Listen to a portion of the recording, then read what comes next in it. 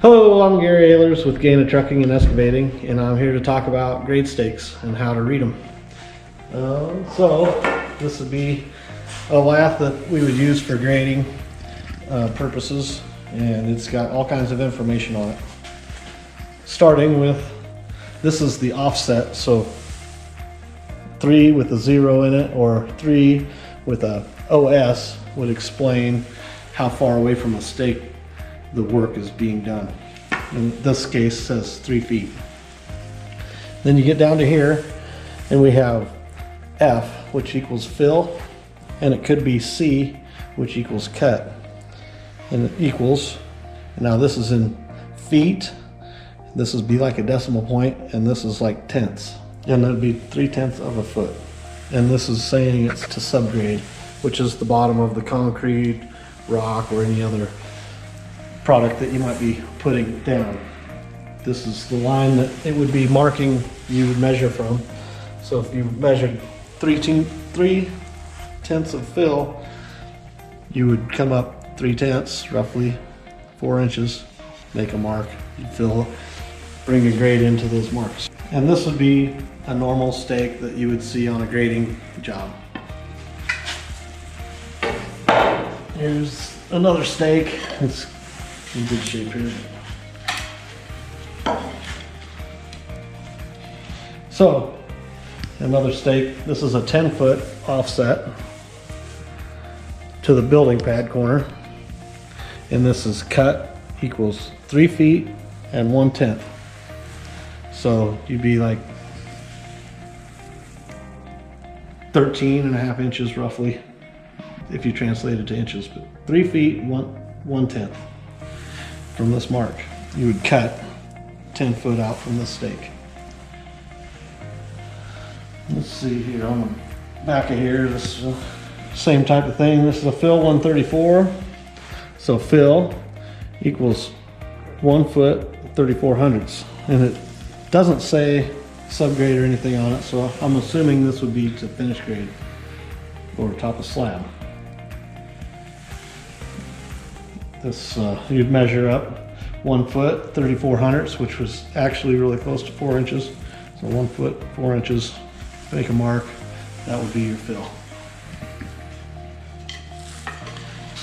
Okay, now we get into a little wooden lath. It also comes with a hub stake that sits in front of it. And this would be more for your concrete, more finish grade things. So a little more information on this stake. Instead of using just tenths, now we're going to hundredths. So we got 1 foot offset, cut equals 1 foot, decimal point basically, 51 to top of slab. So 1 foot 51, that's 1.5 feet roughly, if it says top of slab. So if we got a 6-inch slab, we need to add that 6 inches. So we would be actually adding another 6 inches to this, which would be 5/10. So then it would be a 201 cut. And that's by adding the subgrade from the stake. So if it said top of curb, you're probably looking at a foot. If it's a 7-inch slab, it'd be 13 inches. 8-inch slab be 14 inches. Just, you know, just 6-inch curb on a whatever thickness of slab. Okay, let's see here. We're showing, this is probably more for like a what the plumber would see, or the guy putting in the storm drain. This has got lots of information. So it's 15 foot from the stake in the direction of the face of the stake. And then it goes cut equals 0 times 4/5 to the rim. The rim would be like the top of a manhole, the top of a, you know, let's say the top of the inlet top. That would be your rim. And then it's also got your flow line information. So it'd be cut equals 4 foot 5/10 to the flow line of the pipe. So this would be what a plumber or a pipe, something you would get with a pipe. Same type of thing. This is a fill, no feet, 5/10 to the top of curb. So you're filling 5/10 to the top of curb. And then if you had subgrade, you would be a foot below that. So if you measured up here 5/10 and then a foot below that, this would be your cut. So looking at this in a grading aspect, you're probably looking at 5/10 of cut, which is 6 inches. Again, here's another way you could write it.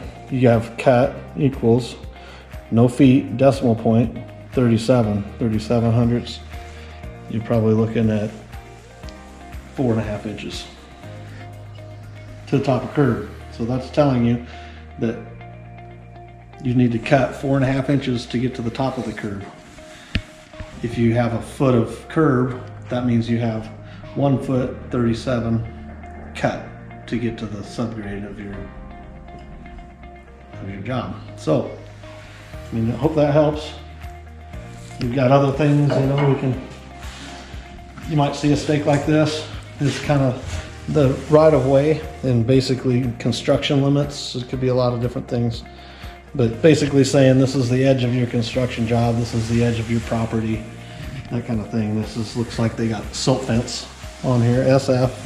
Basically, this is the stake you would see where the silt fence goes. Most of the time it'd be on the property line of some sort, or edge of job. Here's another stake you might see. It's a 15-foot offset. An end of FES. Well, FES stands for flared in section. So like if you have a pipe and it comes out and the little end of the pipe flares out, that's a flared in section.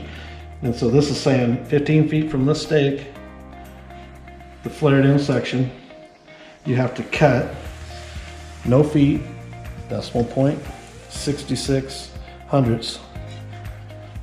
Now that's probably close to 8 inches right there, within a hundredth or two.